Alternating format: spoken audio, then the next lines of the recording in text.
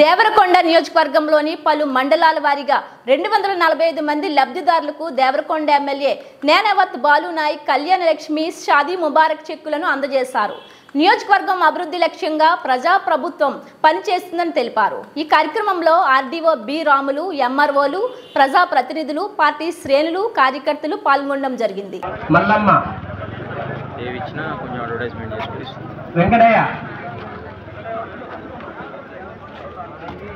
కొలుకులపల్లి అంజమ్మ, కొలుకులపల్లి అంజమ్మ, సరే పియకునే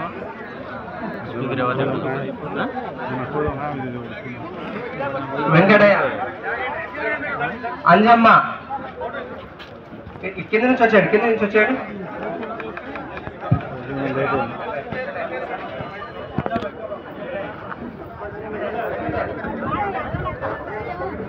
అంజమ్మ ఇట్రమ్మ,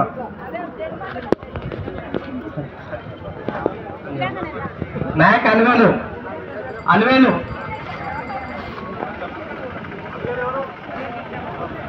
కాబట్టి పూజ,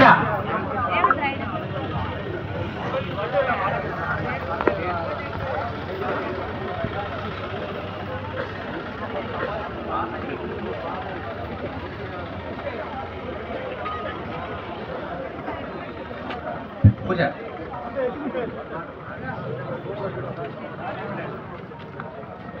ఆగమ్మ, జంగమ్మ, బాటగా జంగమ్మ. పరిస్థితి వస్తే ఆర్టీసీకి ఆదాయం ఇస్తున్నాం, అక్క చెల్లెల్లో బస్సు సౌకర్యం కల్పిస్తున్నాం. దాంతోపాటు ఆరోగ్యశ్రీ పథకాన్ని అందుకే చెప్తున్నాం. గతంలో మీకు అందరూ తెలుసు, రాజశేఖర్ గారు ముఖ్యమంత్రి ఉన్నప్పుడు ఆరోగ్యశ్రీ పథకాన్ని ఆ రోజు మేము కాంగ్రెస్ పార్టీ ప్రభుత్వ హయాంలో మేమే తీసుకొచ్చినాం. అప్పుడు కూడా నేను ఎమ్మెల్యేను. ఆనాడు తీసుకొచ్చినప్పుడు ఆరోగ్యశ్రీ ఏమైనా గుండె ఆపరేషనో లేకపోతే ఇంకా పెద్ద ఆపరేషన్లు ఏమైనా అయినప్పుడు మన లాంటిలో పెద్ద పెద్దోళ్ళు అయితే బాగా డబ్బున్నోళ్ళు లక్షల రూపాయలు ఖర్చు పెట్టగలిగారు, పెద్ద కార్పొరేట్ ఆసుపత్రికి పోయారు. మనం పోతే ఉస్మానియాలు పోవాలి, లేకపోతే దేవరకొండ ఆసుపత్రికి పోవాలి.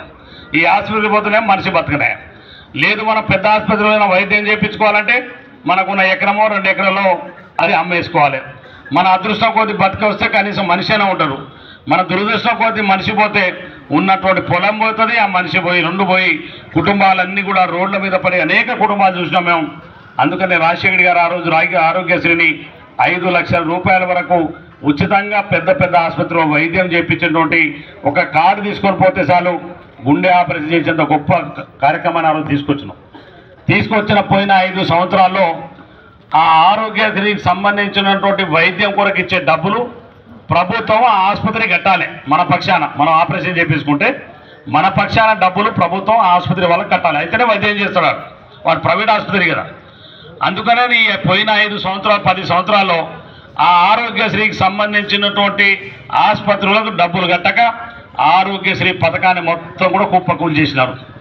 అందుకని మన ముఖ్యమంత్రి గారు మళ్ళా కాంగ్రెస్ పార్టీ ప్రభుత్వం అధికారంలో రాగానే రాజీవ్ ఆరోగ్యశ్రీని మళ్ళా ప్రైవేట్ ఆసుపత్రులకు తీసుకురావడమే కాదు, 5 లక్షల రూపాయలు ఉన్నటువంటి ఆరోగ్యశ్రీ పథకాన్ని ఇవాళ 10 లక్షల రూపాయలకు పెంచడం. ధైర్యంగా ఎవరైనా హాస్పిటల్ పొంది కార్పొరేట్ హాస్పిటల్లో 10 లక్షల రూపాయల ఖర్చు వరకు ఇవాళ ప్రభుత్వం మన ఆరోగ్యం కొరకు మీ ఆరోగ్యం కొరకు ఇవాళ ప్రభుత్వం భరిస్తుంది రేవంత్ రెడ్డి గారి నాయకత్వంలో అని చెప్పి మరొకసారి మీకు ఈ సందర్భంగా మనం చేస్తున్నాం. మీ అందరికీ చెప్పినాం, ఎన్నికలు అన్ని ఊళ్ళలో చెప్పాం. మేము 6 గ్యారంటీలు ఇస్తామని చెప్పినాం. 6 గ్యారంటీలను ప్రజలందరూ కూడా నమ్మినారు. రేవంత్ రెడ్డి గారి నాయకత్వం పట్ల విశ్వాసం ఉంచినారు. ఇవాళ 6 గ్యారంటీలు బస్సు సౌకర్యం కల్పించినాం, ఆరోగ్యశ్రీ ఇచ్చినాం, 500 రూపాయలకి గ్యాస్ సిలిండర్ ఇస్తామని చెప్పినాం. మీ అందరు టీవీ చూస్తున్నారు, పేపర్ చూస్తున్నారు, ఇప్పటికే మీకు అమలులో కూడా వచ్చింది. మీరు 500 రూపాయలు ఇస్తే మిగతా 1000 రూపాయలు అంటే 1200 ఉన్నట్టుంది. ఇప్పుడు 1200 ఎంత అమ్మా? మీరు కట్టవలసిన గ్యాస్ సిలిండర్ ధర ఎంత ఉంది? ఇప్పుడు 1000 రూపాయలు ఉంది. అంటే ఈ మధ్యలో 200 తగ్గించడం. నేను ఎన్నికలప్పుడు 1200 ఉండే. నేను జోడయాత్ర తిరిగేటప్పుడు చాలామంది మా అక్కలను అడిగినప్పుడు 1150, 1200 ఉన్నాయన్నా అని చెప్పారు. అంటే కొంత మొన్న ఈ మధ్యన కేంద్ర ప్రభుత్వం కొద్దిగా 200 తగ్గించినట్టుంది. నాకు డౌట్. 970 అంటే 1000 రూపాయలు అనుకోండి. అంటే ఇవాళ మీ కొరకు మీకు ఆనాడు 500 రూపాయలకి గ్యాస్ సిలిండర్ పంపిణీ చేస్తామని చెప్పినాం. ఇప్పటికీ గ్యాస్ సిలిండర్ పంపిణీ కార్యక్రమాన్ని అమలు చేసినాం. మీరు 500 రూపాయలు చాలు మిగతా ప్రభుత్వమే పరిమించి మీ గ్యాస్ సిలిండర్ ఇచ్చేటువంటి కార్యక్రమాన్ని కూడా ఈ ప్రభుత్వం అమలులోకి తీసుకొచ్చిందని చెప్పి కూడా మీకు ఈ సందర్భంగా మనం చేస్తూ ఉన్నాను. ఇవాళ మీకు 3 ఆరోగ్యశ్రీ ఇచ్చినాం, ఉచిత బస్సు ఇచ్చినాం, గ్యాస్ సిలిండర్ ఇచ్చినాం. 4వది మా అక్క చెల్లెలకు అన్నదమ్ములకు అందరికీ కూడా చెప్తా ఉన్నాను, మీరు కూడా గ్రామాలలో మనం అందరం కూడా కరెంటు మీటర్ పెట్టుకున్నాం. ఆ కరెంటు మీటర్ పెట్టుకుంటే మనకు కాలేటువంటి కరెంటుకు 200 వరకు 200 యూనిట్లు అంటే బహుశా మా దేవరకొండ పట్టణం నేను నిన్న తిరిగినప్పుడు చూసినాను. ప్రతి ఇంట్లో ఇవాళ దేవరకొండ పట్టణంలో ఓ ఏసీ ఉంటుంది, ఓ ఫ్రిడ్జ్ ఉంటుంది, ఓ టీవీ ఉంటుంది, ఫ్యాన్ ఉంటాయి. ఈ మామూలుగా ఉండేటువంటి. ఇక మన దగ్గర ఇంకా ఊర్లలో ఏసీలు లేవు, కేవలం ఫ్యాను, ఒక కూలరు, ఓ ఫ్రిడ్జ్ ఉంటుంది అనుకుంటాను. ప్రతి ఊర్లో ఇళ్లలో ఉన్నాయి. చూస్తున్నాం, ప్రతి ఇళ్లలో పోయి చాలా గ్రామాల్లో చూస్తూ ఉన్నాను. వీటికి మనం 200 యూనిట్ కూడా కాలదు. 100 యూనిట్లు, 70 యూనిట్లు, 150 యూనిట్ కంటే ఎంత కాల్చా 150 యూనిట్ కంటే ఎక్కువ కాలేటువంటి పరిస్థితి లేదు. అంటే మీరు 200 రూపాయల వరకు 200 యూనిట్ల వరకు ఉచితంగా మీ ఇంట్లో కరెంటు బిల్లు కట్టవలసిన అవసరం లేదని చెప్పి మరొకసారి మీకు ఈ సందర్భంగా మనం చేస్తున్నాం. దానికి మొన్న 1వ తారీఖు నుంచే అమలులోకి తీసుకొని వచ్చినాం. అమలులోకి జీరో బిల్లు ఎవరైనా వచ్చినా, ఎవరెవరి ఇళ్లకు వచ్చినా ఎవరు డిపార్ట్మెంట్ ఎవరు రాలేదు, పిలవలే కదా మనం. ఎవరి ఇళ్లలో జీరో బిల్లు వచ్చిందమ్మా? వచ్చింది కదా తల్లి? మంచిగా సపోర్ట్ కొట్టిన ముఖ్యమంత్రి గారు గట్టిగా. జీరో బిల్లు కూడా ఇవాళ 200 యూనిట్ వరకు ఈ ప్రభుత్వం, కాంగ్రెస్ పార్టీ ప్రభుత్వం ఇవాళ మీ కొరకు ఇచ్చిన మాట కొరకు ఇవాళ ప్రభుత్వం తీసుకొని వచ్చిందని చెప్పి ఈ సందర్భంగా మనం చేస్తున్నాం. ఇంకో మాట చెప్తాను మీకు, అక్క చెల్లెలందరూ కూడా గ్రామాల నుంచి వచ్చినారు. మన నాయకులు, కార్యకర్తలు కూడా అందరూ కూడా ఇక్కడ అందుబాటులో ఉన్నారు కాబట్టి చెప్తున్నాం.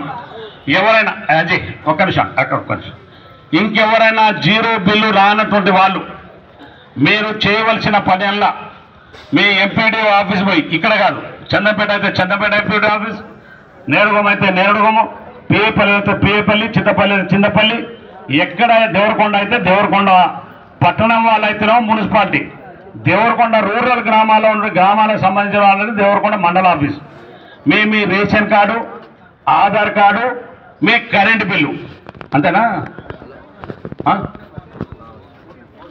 ఫోన్ నెంబర్, ఇవి తీసుకొని పోయి రానటువంటి వాళ్ళు మీ దరఖాస్తు అక్కడ పెట్టుకుంటే వెంటనే కరెంట్ డిపార్ట్మెంట్ వాళ్ళు పరిశీలన చేసి మళ్ళీ మీకు కూడా ఈ జీరో బిల్లు వచ్చే విధంగా ప్రభుత్వం చర్యలు తీసుకోబోతుంది.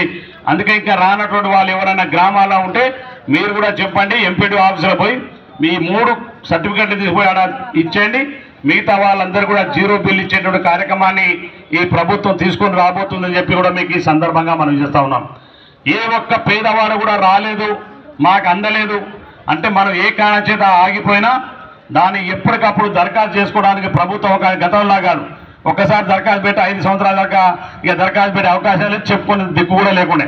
కానీ అలా ఈ ప్రభుత్వం మీకు అట్లా లేదు. మీరు ఎప్పుడు ఇలా మాకు రాలేదు, చక్కగా పోలే తహసీల్దార్ ఆఫీస్ అయితే తహసీల్దార్ ఆఫీసు, అదేవిధంగా ఎంపీడీఓ ఆఫీస్ అయితే ఎంపీడీఓ ఆఫీస్, ఆ విధంగా మీరు ఎప్పుడు పోయినా మీ దరఖాస్తులు తీసుకోవడానికి ఏ విషయంలోనైనా ఇలా ఈ ప్రభుత్వం సిద్ధంగా ఉన్నది. ఇక మీకు ఆఖరి మిగిలిన మా అక్క చెల్లెలు అన్నదమ్ములు అందరూ కూడా గ్రామాల ఎన్నికల ప్రచారం నేను పోయినప్పుడు బ్రహ్మాండంగా అన్నీ బాగానే ఉన్నాయి. కానీ మాకు 10 ఏళ్ళు ఆయన పిల్లల పెళ్ళిళ్ళు అయిపోయినాయి, ఒక్క ఇల్లు లేదు. ఒక్కటే ఇంట్లో నేను, నా కొడుకు,